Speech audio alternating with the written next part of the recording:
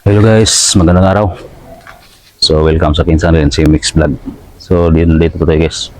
Meron tayong ikakabit na deep well submersible pump, 1 horsepower.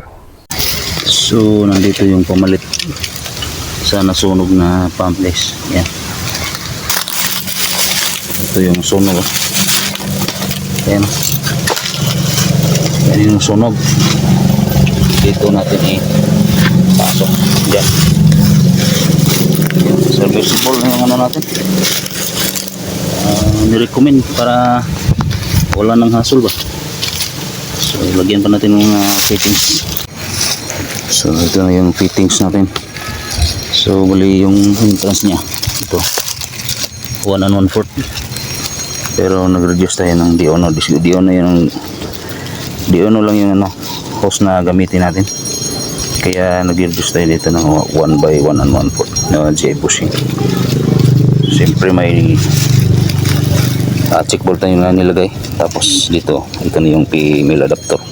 Ito na yung mag-connect sa P-hose. So kabitan natin dito. Yan. So yan siya. Kabit na. So yung wire, yan dinudugtong pa natin. Okay. Yan abang na. Ready to pasok na sa ayan diyan natin ipasok. Butas na yan. So mahaba to. So ngayon guys, tuturo ko po sa inyo kung sa mga hindi pa alam kung paano ito assemble, no? So itong brand na to, yung ano niya dito, yung pinaka outlet niya ay 1 1/4. Kaya naglagay tayo ng, kailangan natin lagyan ng bushing reducer na 1 by 1 1/4 kasi Diono lang yung hose. Ito PPE hose yung gamit natin guys. Tapos kailangan natin lagyan ng check valve para pag nagka-off siya, hindi babalik yung tubig. Mananatili yung tubig na nasa tubo. Para pag andar niya guys, diretso yung agas ng tubig sa tangke. So ayun. Ngayon, pagkatapos ng check valve, mayroong PE-mil adapter na Diono rin. Tapos naglagay tayo ng stainless nipple dito. Stainless nipple na 1 by 2. So yun pinapasok natin sa bushing at dito sa check valve. Tapos mayroong lubid guys. Huwag niyong kalimutan yung lubid, importante rin to. Tapos naglagay din tayo ng sensor guys, ito. Dalawa. So may tatlo yan. Nandun yung isa. So sa higher level yon. Ngayon itong dalawa, ito yung pinaka middle at saka lower. So pag dito yung tubig, mabot yung tubig dito,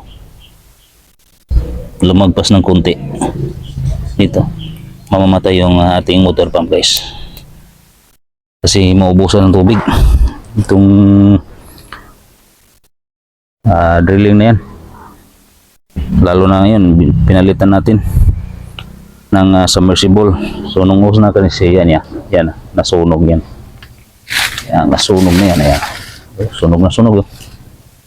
O kaya yun, pinalitan ng submersible pump. Ngayon, ang pinaka-importante guys, yung pagdugtong ng wire. Ito yung tinugtong ng wire. Ito. Kung kita niyo yung kulay itim nito. So ito blue to. Kulay blue ito. So ang laman nito guys, ang laman niyan ay tatlong strand. So apat sana yung blue, pero walang stock na apat, tatlo lang. So pwede na yung apat, tatlo, sorry po. So yung pang-apat pala ay isang ground lang yon. Pwede na yung wala, pwede ring lagyan. So ngayon ang dinugtong natin itong royal cord na number 12 to 12 by 3. So tatlo yung laman niya. So ngayon, ang pinaka-importante guys dito sa pagdugtong natin, so bawat strand kailangan balutin ng electrical tape. Ha? Tandaan niyo yan guys. Electrical tape. Tapos pagkatapos ng electrical tape, rubber tape. O ito. Ito yung gamit natin. Ito yung rubber tape. Tapos ito yung electrical tape. So kailangan mabalot muna ng first unang balot yung electrical tape, second yung rubber tape. So bawat isa yan guys. Ngayon pagkatapos ng tatlo, babalutin na naman ng electrical tape para magdikit buo yung isa ba. Electrical tape yung binalot natin dito. Tapos ganoon rin, pagkatapos ng electrical tape, lagyan ng rubber tape. Tapos ang topping, yung last, yung electrical tape. Dahil kapag hiyaan yun lang na rubber tape, itong rubber tape kasi guys, madaling masugatan, madaling mapunit, madaling mapunit kapag nasagi sa gilid ng tubo. Kaya yun, binalutan natin ng electrical tape para safety yung ating motor sa ating water pump. Kasi guys, kapag hindi nyo yan i-secure, mapapasukan yung tubig. So maging grounded na. Nakabaon to sa tubig guys. Ito, nakalubog sa tubig lahat yan. Kaya kailangan natin i-secure yung pagbalot niyan. So yun yung pinaka-importante guys. Okay. So ngayon, papasok na natin yan. Pagkatapos natin ipasok guys, ito yung pinaka-ano niya. Ito yung pinaka-box niya guys. Control. Dito yung laman. Ayan. Kunan natin ng plastic. Okay. Ito yung pinaka-ano guys yan. Dito natin ipasok yung dulo nitong wires mula sa ating submersible. Kasi nandito yung kanyang starting capacitor. At saka mayroon ding switch. Ayan sa gilid. Tapos may sensor dyan. Kapag medyo may karamdam ng init, automatic magti-trip. Magti-trip yan. Mag-off. So, safety ang ating water pump. Maliban dyan, mayroon pa tayong nilagay na control dito. So, ito guys, ito po yung floatless level switch. May tatlong wire. So, yung pinakita natin kanina na may sensor doon sa ayan yung sensor na yan. Ito dalawa. Yan yung magdi-detect ng tubig. Kung wala ng tubig na madidetect, magsa-shut off itong ating level switch. Tapos madidetect itong ating magnetic contactor na nilagay dito. So mayroon pang isa dito guys sa mataas na level. Ito ito yung pangatlo dito. Ayan, nilalagay natin dito sa mataas na bahagi para dito. Ayan.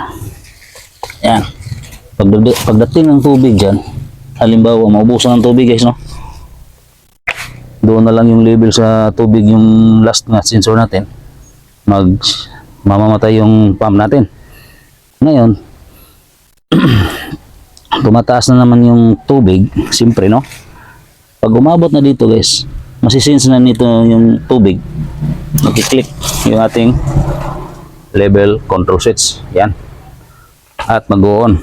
So yun yung time, aandar na naman yung ating water pump. So ngayon, pabalik-balik na to guys. Pag dumating yung tubig doon, patay. Then tataas ng tubig mula dito, on. So andar yung pump. Okay, so yun yung ating sensor. So hindi tayo tatakot na baka masunog yung pump natin kasi may nilagay tayo ng mga sensor dito. Okay, alright, so ikakabit na natin, ibabaon, ilalagay, tawag dyan sorry. So pasok na natin dito guys yung ating submersible. Okay?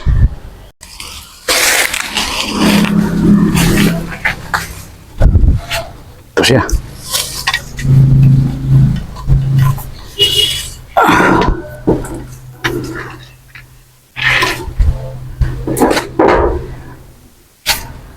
Ayan. Pasok na.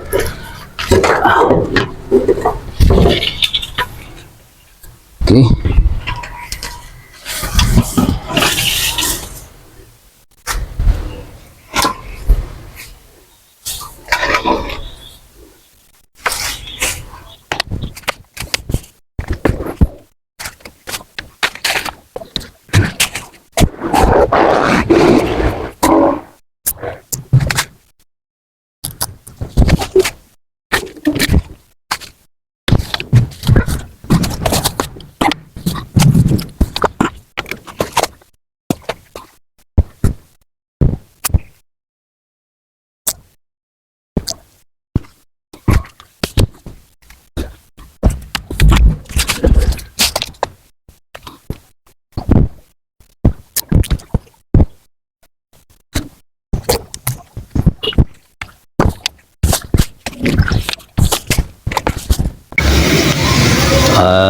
Yun guys, testing tayo. Tapos na. Tapos na dito. Yan. Tapos na nagkabit yung mga wire sa kanyang mga sensors. So dito sa box. Yan. Okay. So natin. Tapos yan.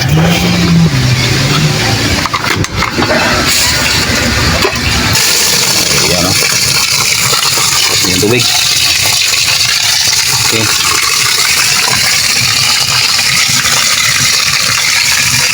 So off muna natin guys. Hindi sayang yung tubig o. Tapos ilipat natin dito. Itong hose na to para to sa papunta sa tangke. Yan. Kabit na yung hose. So on natin ulit. Okay. Okay. Good na.